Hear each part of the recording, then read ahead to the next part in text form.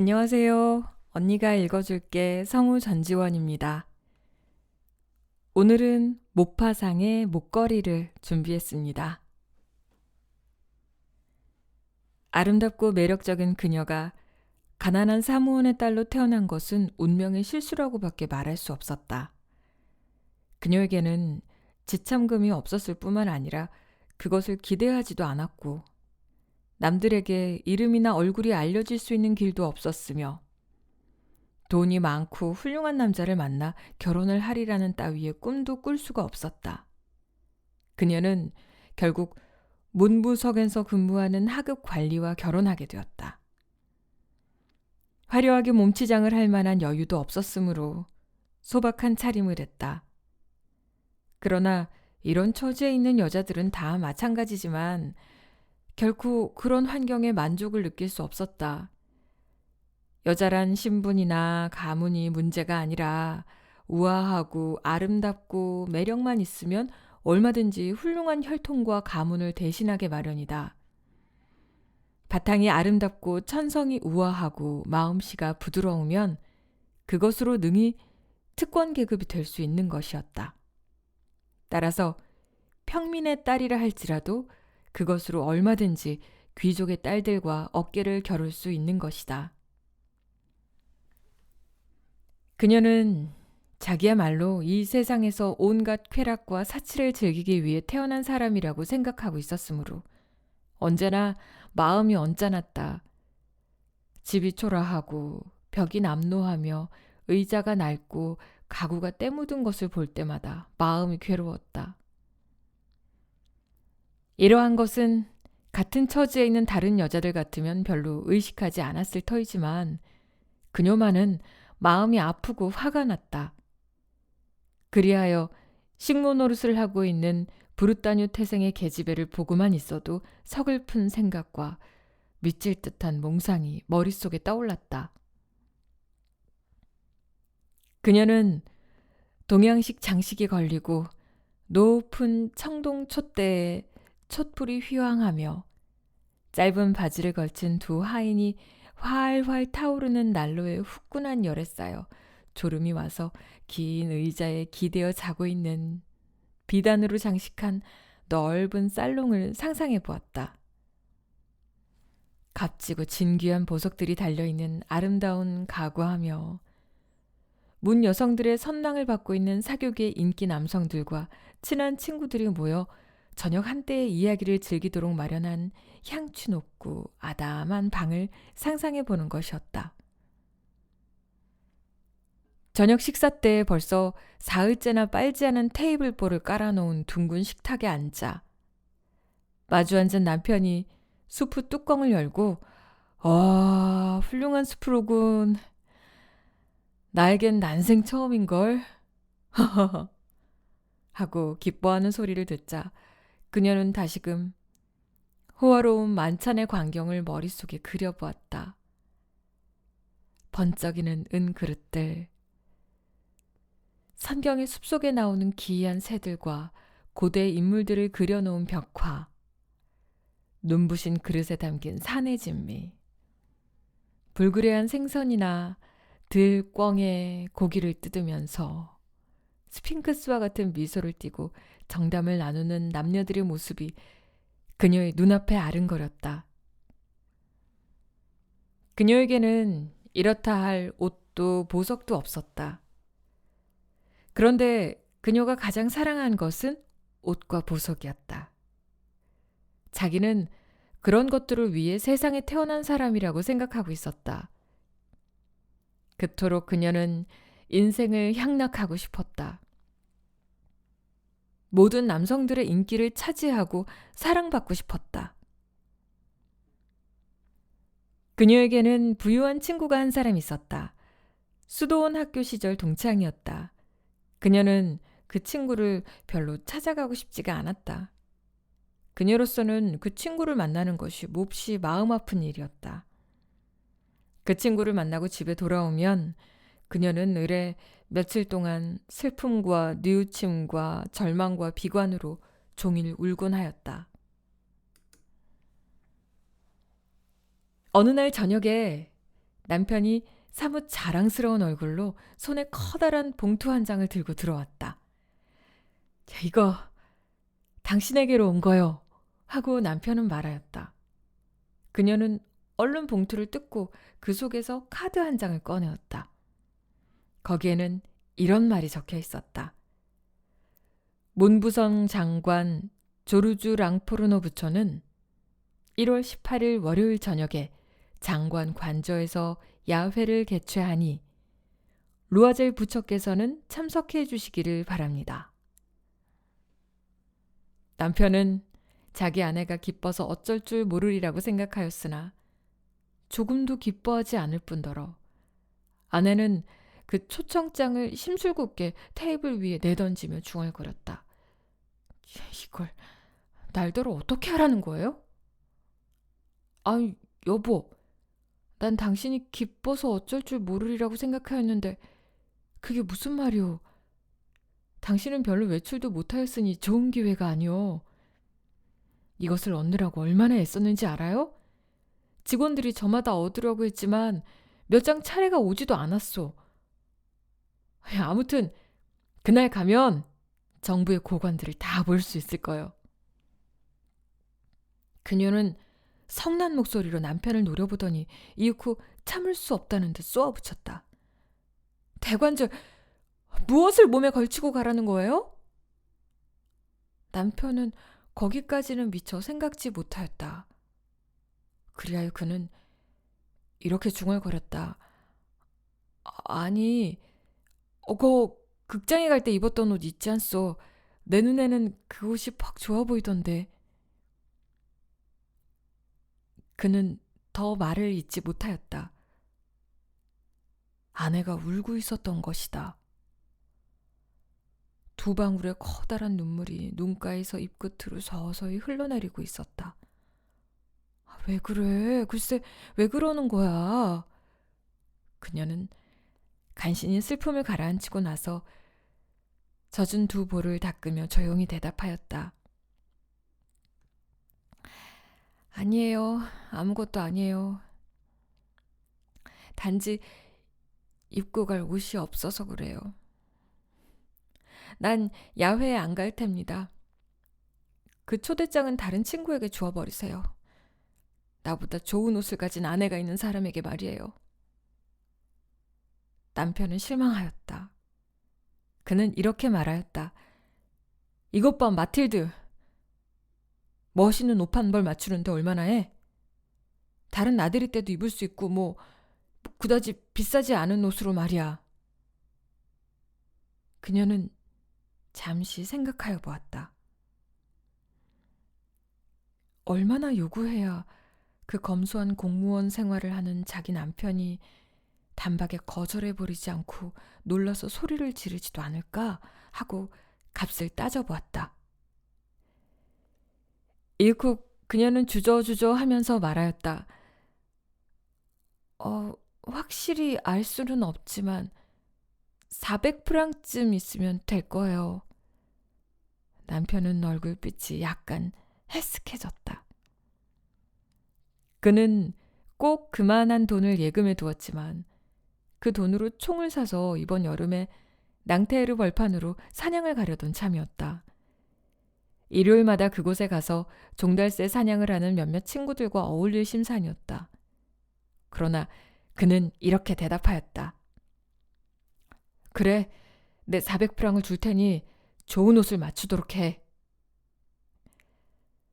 무도회의 날짜는 점점 다가왔다.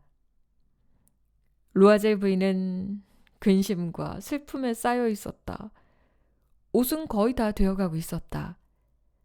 남편은 어느 날 저녁에 이렇게 물었다. 왜 그래? 당신 요새 며칠 동안 아주 얼빠진 사람 같구려. 그녀는 대답하였다.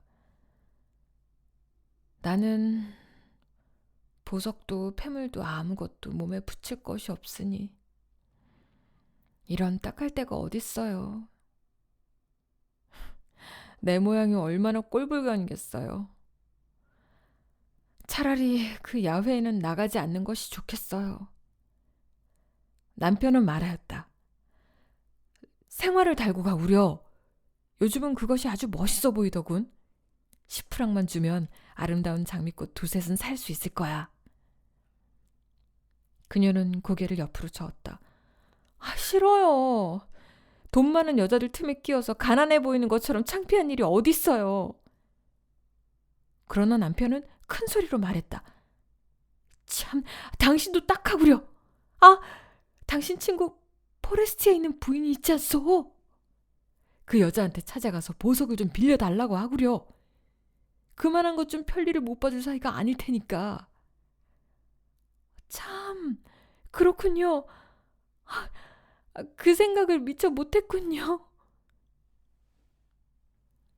이튿날 그녀는 친구의 집을 찾아가서 딱한 사정을 이야기하였다.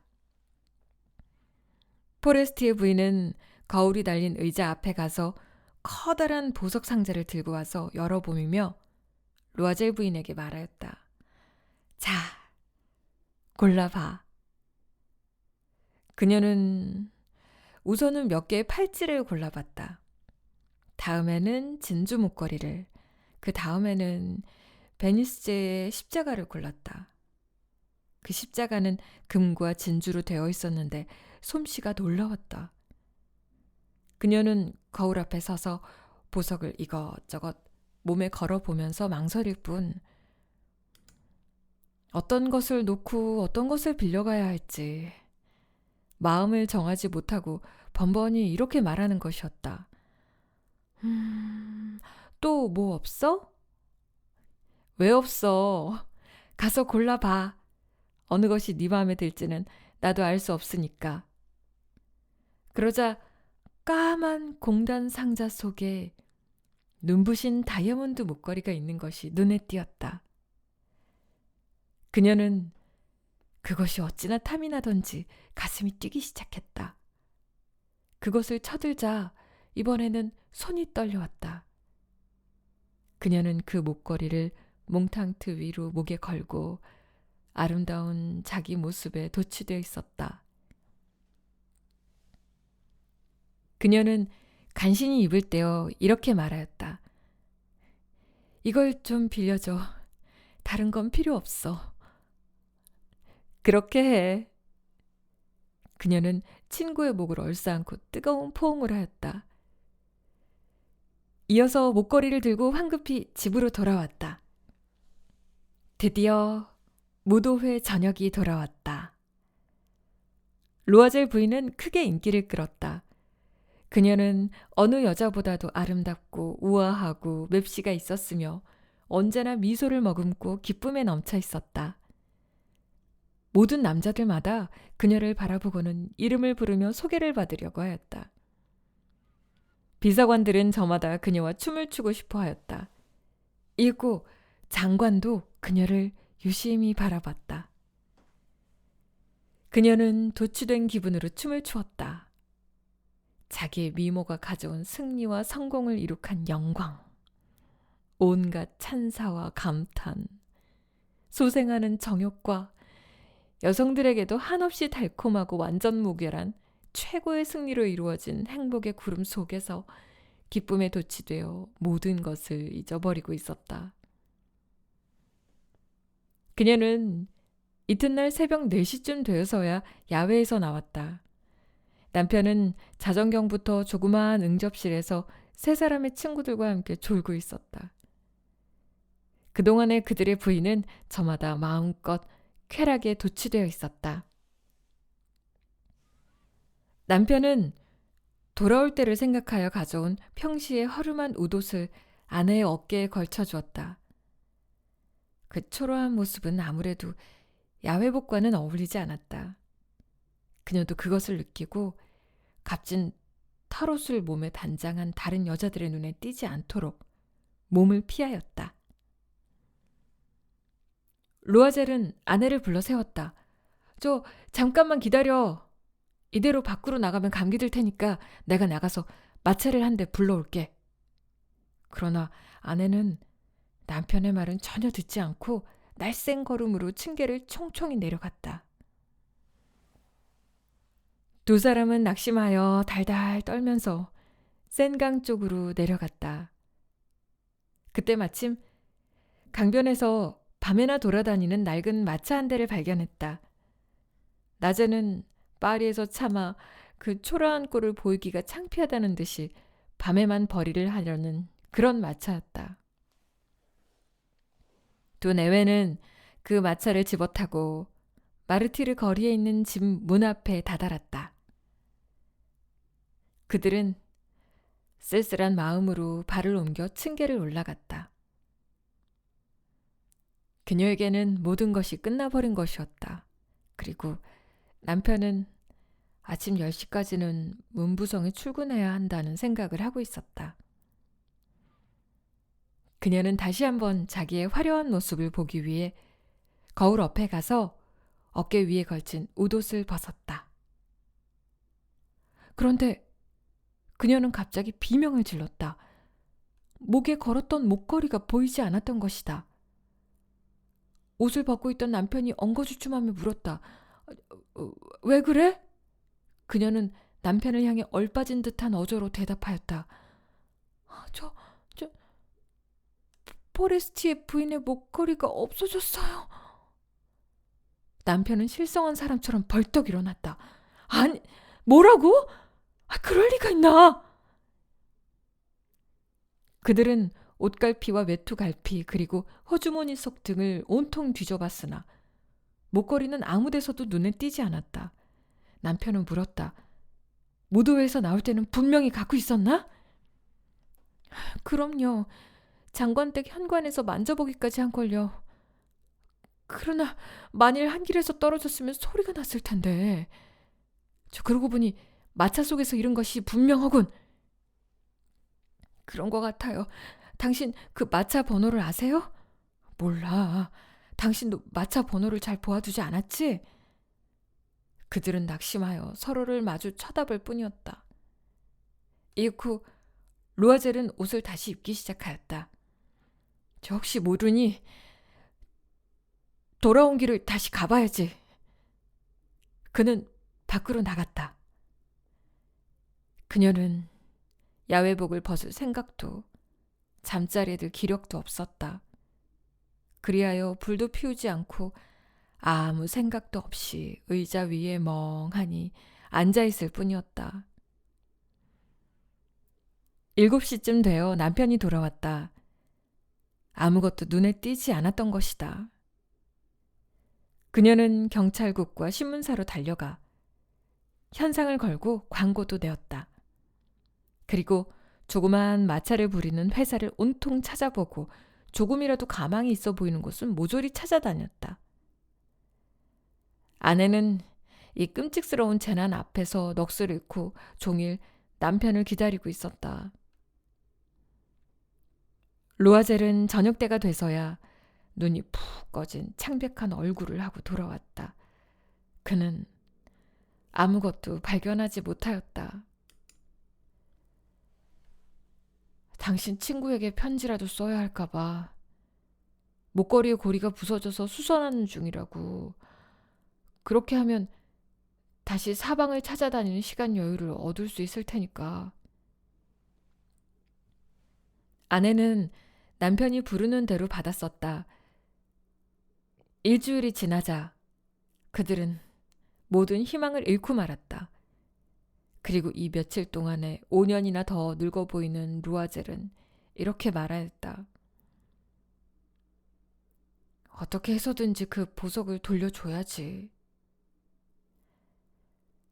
다음 날 두 내외는 목걸이가 들어있던 빈 상자를 들고 그 안에 적힌 상호의 보석 상점을 찾아갔다.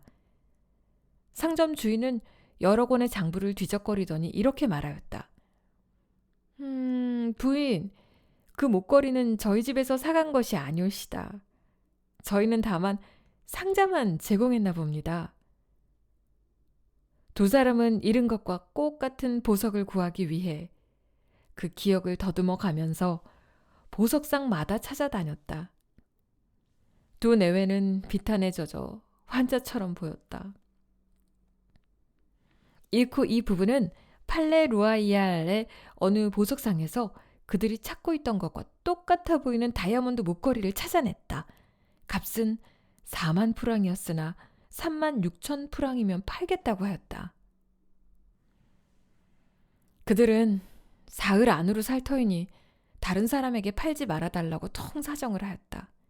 그리고 만일 3월 말까지 잃어버린 목걸이를 다시 찾으면 상점에서 3만 4천 프랑으로 도로 사준다는 조건으로 계약을 하였다. 루아젤에게는 아버지에게서 물려받은 18,000 프랑의 재산이 있었다. 나머지 돈은 빚을 얻을 수밖에 없었다. 그는 이 사람에게서 1,000프랑, 저 사람에게서 5,000프랑, 500프랑, 여기서 5루이, 저기서 3루이 하여 닥치는 대로 돈을 꾸었다. 차용 증서를 쓰고 재산을 몽땅 잡히고 고리대금은 물론 모든 대금업자와 거래를 했다. 그는 그 돈을 마련하기 위해 전 생애를 담보하다시피 하였으며 갚을 수 있을지는 알 수 없지만 아무튼 서약서에 마구 도장을 눌렀다. 그는 앞으로 닥칠 불행에 대한 걱정, 머지않아 찾아올 비참하기 짝이 없는 어두운 그림자, 앞으로 겪어야 할 모든 물질적인 궁핍과 정신적인 고통에 대한 두려움으로 전신을 떨며 새 목걸이를 사기 위해 보석상에 가서 계산대 위에 3만 6천 프랑을 내놓았다. 루아젤 부인은 그 목걸이를 사들고 곧 포레스티의 부인을 찾아갔다. 부인은 퉁명스러운 어조로 이렇게 말하였다. 좀 일찍 갖다 줘야지. 내게도 쓸 일이 생길지 모르잖아. 포레스티의 부인은 상자를 열어보지는 않았다. 루아젤 부인은 친구가 그 상자를 열어볼까봐 은근히 걱정이 됐다.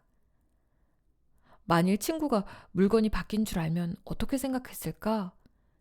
무엇라고 했을까? 자기를 도둑년으로 여기지는 않았을까? 루아젤 부인은 가난한 생활이 얼마나 괴로운가를 알게 되었다. 그러나 그녀는 곧 비장한 결심을 하였다. 우선 저 끔찍한 빚부터 갚아야 하는 것이었다. 그녀는 꼭 갚을 심산이었다. 식모를 내보냈다. 집도 바꾸어 지붕 및 다락방으로 새를 얻어들었다. 그녀는 집안일이 얼마나 힘들고 부엌 치닥거리가 얼마나 귀찮은지 몸소 체험하여 잘 알게 되었다. 그녀는 기름기가 묻은 그릇과 남비 속을 닦느라 분홍빛 손톱이 다 닳았다. 더러운 옷이나 내복, 걸레 등 속을 빨아서 줄에 널었다. 아침마다 쓰레기를 담아들고 거리까지 나갔다. 층계참에서 숨을 돌리며 물을 길어 올렸다. 하류 계급의 아낙네들과 다름없는 차림을 하고 바구니를 팔에 끼고 야채 가게와 식료품 상점과 고깃간을 드나들며 값을 깎다가 욕을 먹기도 하면서 돈 한 푼을 아꼈다. 두 내외는 달마다 지불할 것을 또박또박 이행하고 경우에 따라서는 차용 증서를 쓰고 고쳐 쓰고 연기하였다. 남편은 저녁마다 어느 상인의 장부를 정리하는 부업을 맡았다. 그리고 때로는 한 페이지에 오수의 보수를 받고 사본을 만들어주기도 하였다. 이러한 생활이 10년 동안이나 계속되었다. 10년이 지나서야 모든 빚을 정리할 수 있었다. 고리대금의 이자와 묵은 이자의 이자까지 다 갚게 되었다. 루아젤 부인은 무척 늙어 보였다. 그녀는 억세고 완강하고 거칠고 가난한 살림꾼 아낙네가 되어버렸던 것이다. 머리는 빗질을 하지 않아 덥수룩하고 치마는 구겨지고 빨개진 손으로 마룻바닥을 훔치고 커다란 목소리로 떠들어댔다.